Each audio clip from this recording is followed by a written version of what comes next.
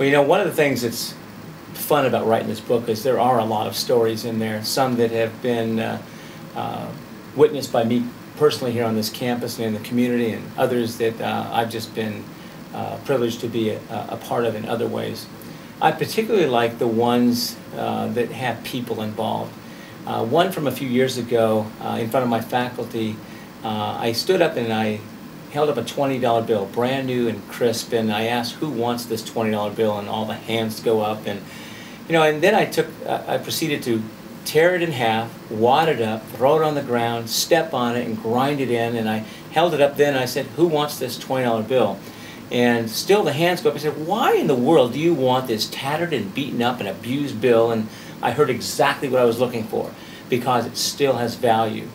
Well, then I said, this crumbled up, beaten up bill has an awful lot in common with some of the students that we see every single day. They sometimes come to us with baggage that we don't know much about, their home life or some of the particulars, challenges that they're facing. And so, as an end result of that particular incident, we started a mentorship program. We were able to get every teacher on campus to take one of 90 students that we had pinpointed as kids who were having a challenge, and every one of them was mentored by students. That's the kind of stuff that is all about leadership. Leadership from teachers and parents embracing kids. There is another story that I think is pretty good, and even though it's got a sad ending, it's one that I'll never forget.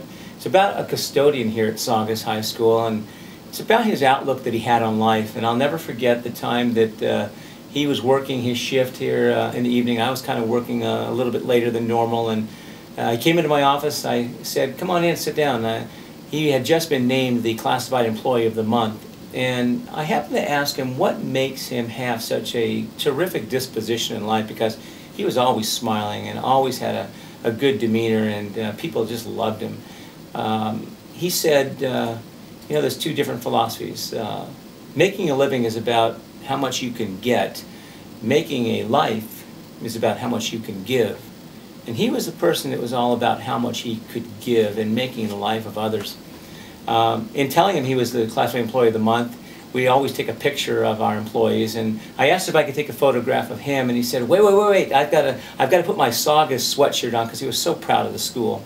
And the sad part of that story is the picture that was taken that evening was probably the last picture ever taken of him, because he was killed the next week in a tragic automobile accident up in Antelope Valley. And it was one of the things that had a great impression on me, so much so that I gave that story to our graduates that year. Graduation was just a few weeks after that, and I wanted them to know that as they go out in life, they can choose one of two things. And this was all about Larry Morris, the custodian.